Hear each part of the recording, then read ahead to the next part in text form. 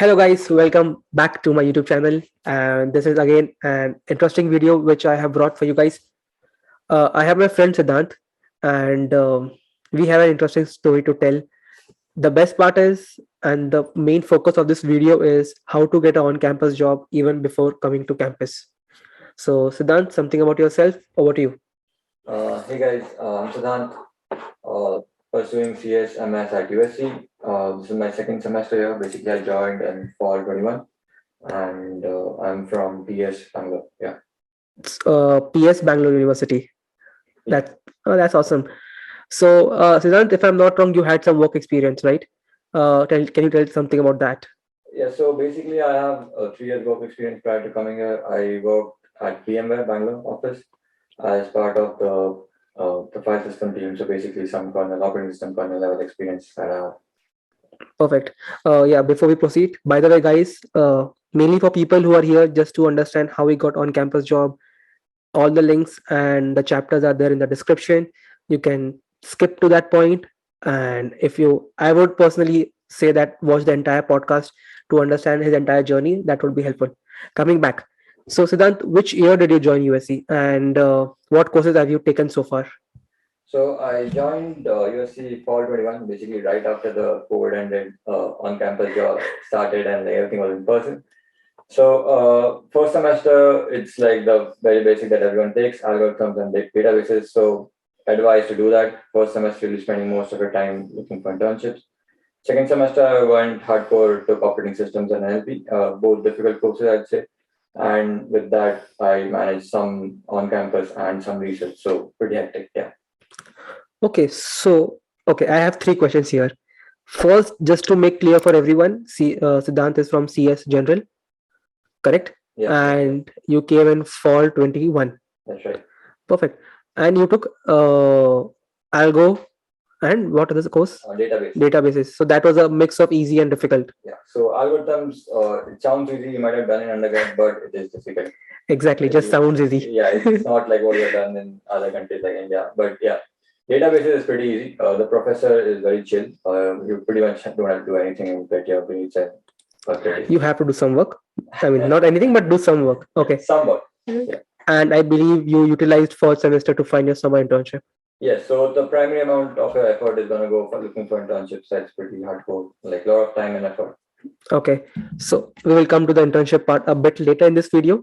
But coming back to the next question, which I have, you said you are doing some research work along with on campus. Is it the same thing or they are different? They are different. So on campus is paid research I'm doing as voluntary work. Okay. So I can do 2 jobs, which technically is not allowed. So what he means to say is, I guess you can work at the max 20 hours when the classes are going. It can actually include multiple jobs such that the time that you log should not be more than 20 hours. So what is your on-campus job? And most important question, how did you find it before coming to campus? So I'm working as a grader for one of the courses here, 104.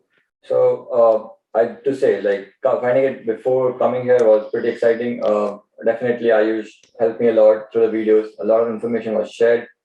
If I go through the process, it's basically just relentlessly emailing professors. So I just took out the list of courses that was being offered, made a list of the professors, shortlisted the ones I'm interested in, and kept sending them emails. So basically, I sent one early July. So that's like one and a half months before the semester starts, and then I followed up before the semester started. So like one and a half week before semester starts. So that'll be mid-August. So yeah, early July you get to know the professor. Basically, he registers your name somehow, and like all the decisions are made like 2 weeks before the course start.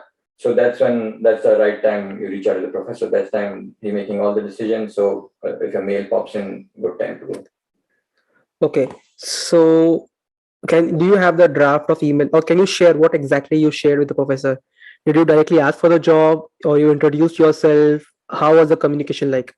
So this is a good question. So what I did was I looked at the professor, looked at his background, looked at the kind of work he has done, maybe some research. So I found something common between us.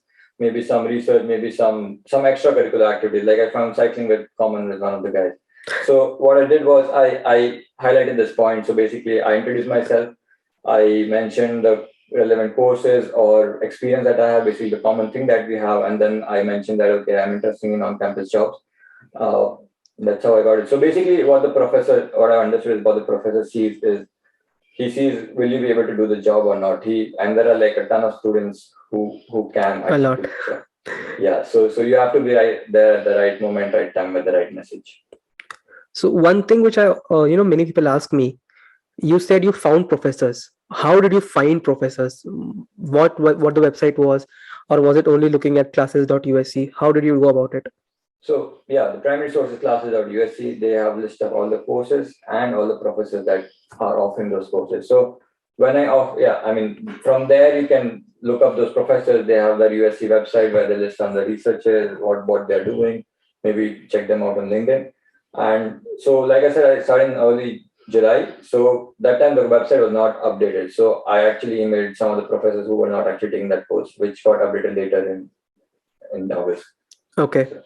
So it's around April, May. So when we are shooting this video, so what would you suggest people who are coming in summer or next fall?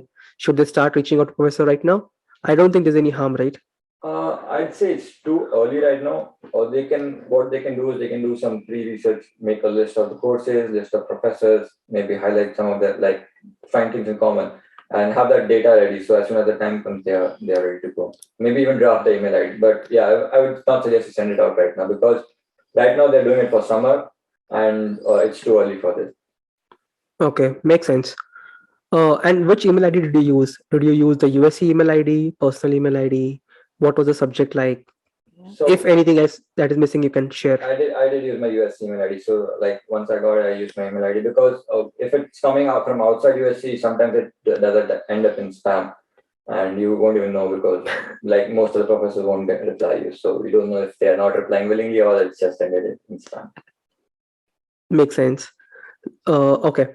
So what was some other things that you did before coming to, I mean, before taking your flight to USC?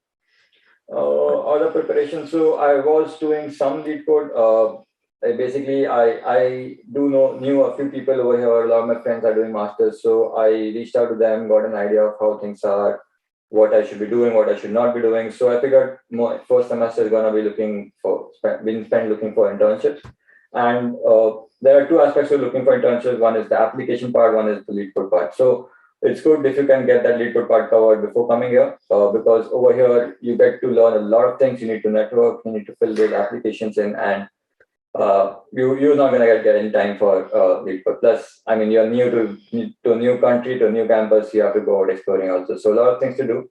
Get lead code covered. Do some basic research. Look up your courses. Maybe talk to some professors.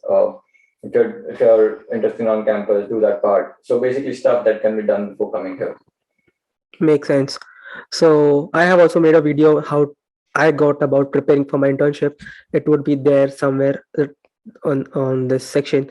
Do check it out. And lead code is specifically for CS folks. If you are from a different department, I would say reach out to people from your department. Understand what kind of interview takes place for your particular job profile, and do that. But few things like reaching out to professor, building your resume, getting your banking stuff done, getting your basic household need set up, learning a few things about household is common for everyone. Make sure to do that. Just to add to that, I think networking is very important. So talk to your seniors. They're gonna give you some information that no one is gonna give you. Like they have on the ground facts, what's happening, what's not happening. So best part, network. Talk to seniors, talk to professors. How would you recommend to network apart from LinkedIn, if any other places? So I knew a couple of folks, so talk to them. They give you more leads. Talk to those people. So spoke to my friends, and they gave me their contact of their friends, and I mean, I got to know a lot of things. One of such contacts even added me to the CS department mailing website even before I reached here, and Oh wow, there are internship and job ads over there. that's a great point. So if you get someone to get you added, that's wonderful. And I'm pretty sure people are now going to reach out to you, Siddhant, to get them added in the mailing list. I'm not sure how many he can do, but I think we'll try our best. Yeah. Perfect. So, Siddhant, apart from grader role, do you know any other on-campus job that people can apply before coming? Uh, There are a lot of other jobs. So some are research-based jobs. So, for example, ISI have some research positions. So, I was told that a lot of people intern at ISI, and I checked out the website, but they don't have a lot of information, not active information on there. So it's all stale information. So I would advise if you wanna interest in such positions, reach out to people, talk to people, find someone who's at ISI. Maybe they'll definitely give you up-to-date information.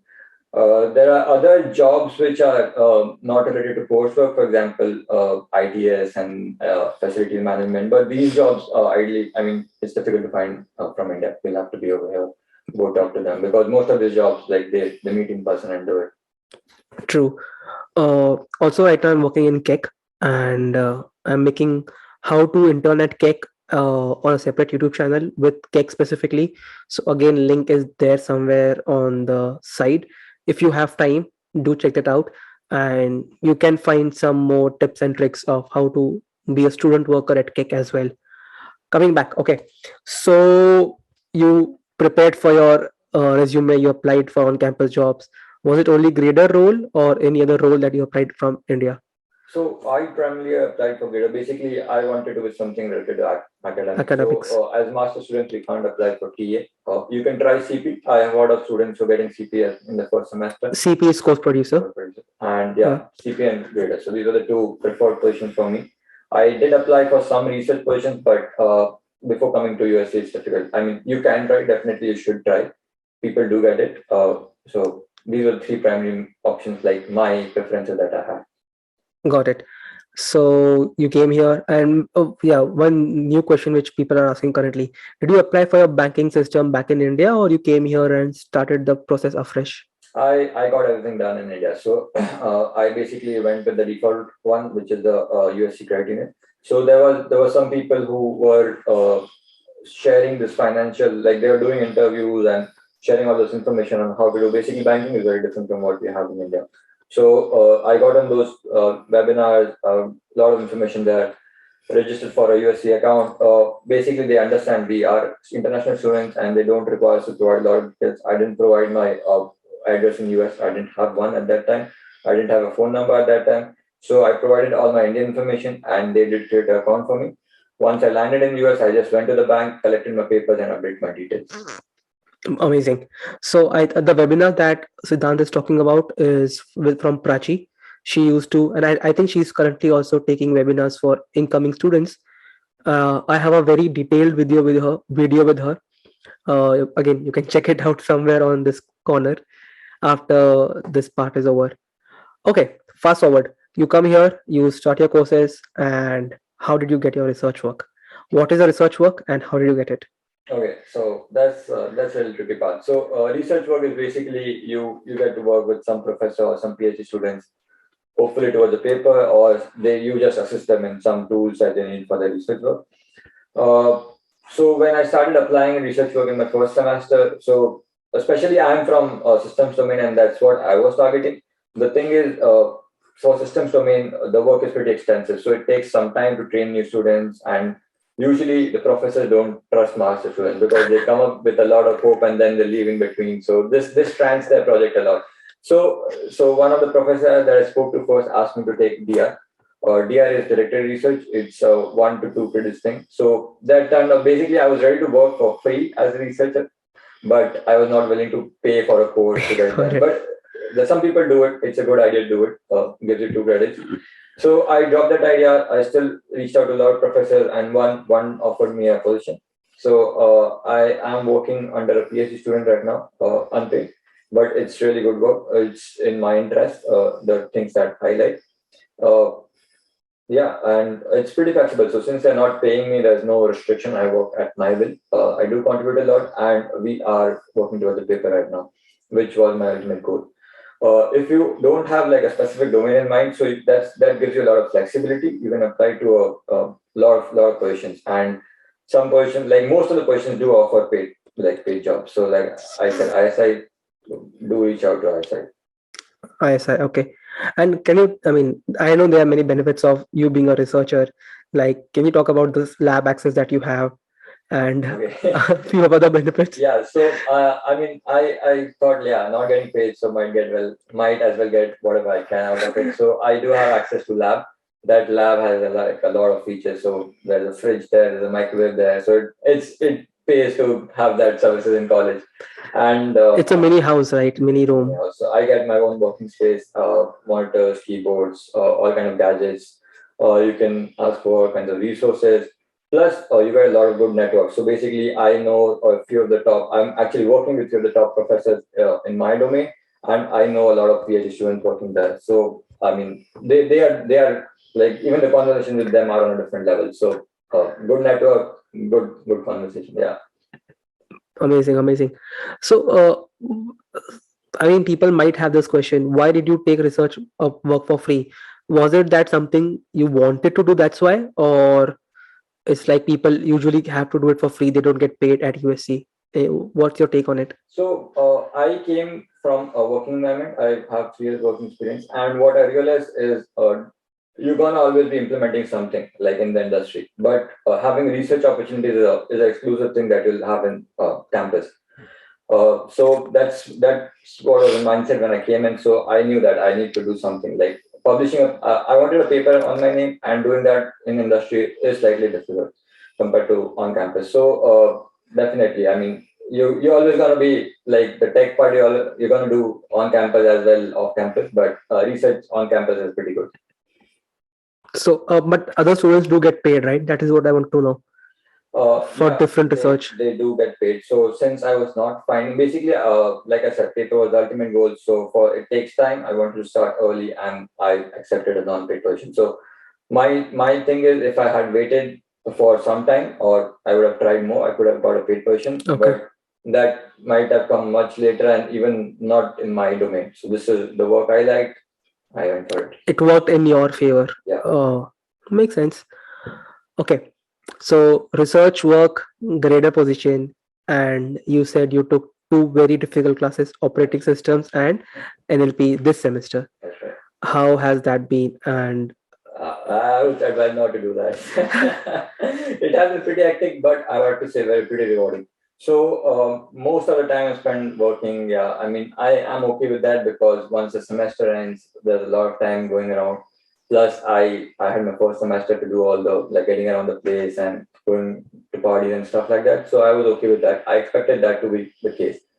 Uh, Operating systems, difficult course definitely, but I had some experience in that. Like, I have worked in kernel before, so I thought, okay, manageable.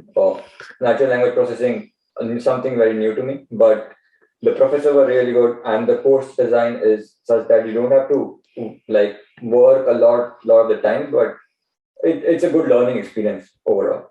okay. On campus, I mean, it's a greater position. I just sit through the night and get the entire week's work done. So Not recommended. Again, not recommended. not recommended. And research is my primary focus, so I give a lot of time and attention to that. Got it. So, are these facts true that operating system, based on your experience, operating system, you would say, very hard or a hard course? So it depends from person to person and the past experience that you have. So this is definitely hardcore, because uh, this course is completely in C language, and a lot of people not familiar with C language. I would say, if you know some programs in C, have you written like some basic experience in C, definitely go for it. It's a pretty good course. You learn C in pretty like in depth. Plus, the concept that they teach you is very important for internships and interviews. Like, I know a friend who's not getting an internship. She put this course on the resume, and instantly she got one. So pretty much in demand. Difficulty level, yes, completely depends on your past experience. If you have no experience at all in C, I would say you can still do it, but this is gonna be very difficult for you. It's like Be ready. Be ready be for ready it. for it. Okay. NLP, you already said it's interesting and a bit difficult. Very difficult, yeah. Got it. So, coming to internships now. First of all, where did you get a job this summer? So I'm working at this company called Sambano Systems. Again, completely my domain. They're building FPGAs and like the kernel around them. This FPGA Wow. is specialized for machine learning tasks. So And what's the location? I'll be working out of Palo Alto. Palo Alto. And how did you get the internship? And what was your Because people, there are many crazy stories. uh, some might get early, some might not get even when the semester ends. So what was your story like? How many applications did you apply? And I know we both have said we are in the same house, apparently we stay together, so we have seen each other's story. But just to tell the people, what was the ghosting of emails and LinkedIn, approaching people on LinkedIn, what was the effort all like? This is a fun story. I mean, so when I came from India, so what I have known like a lot of my friends going to US and getting masters, and I've heard like everyone gets an internship. So I came with the mindset that it's easy and I'm gonna get one. But yeah, it's not like that. It's like a mad race. I mean, everyone is rushing to it, and there are so many companies you've never heard of them. Like everyone is applying so many mails, and you never hear back from even one. I mean, you have to put in a lot of effort. So you keep applying applications, and the most important thing is you have to build your network, ask for referrals, reach out to people on LinkedIn. And I mean, at one point in time, I was just like blank cold emailing people. I used to find them on LinkedIn, find their email IDs or contact from other website like Rocket Reach and some random website. Wherever I can get an email ID, reach out to people. So it was a pretty mad experience. It started. So basically, you start with applying. I mean, I waste a lot of time preparing for a resume and stuff like that. It's important, but I would say no, don't wait to complete your application for that. Go ahead, start applying early. You're not going to hear back from 90% of the companies. So I did, well, whichever company I did hear back from were the ones I contacted out of those job application form, either from career fairs or via email, LinkedIn. So that's how the thing works. That's true. Again, there's a video, please watch it. I have detailed, I mean, there are many websites which help me, and even Siddhant.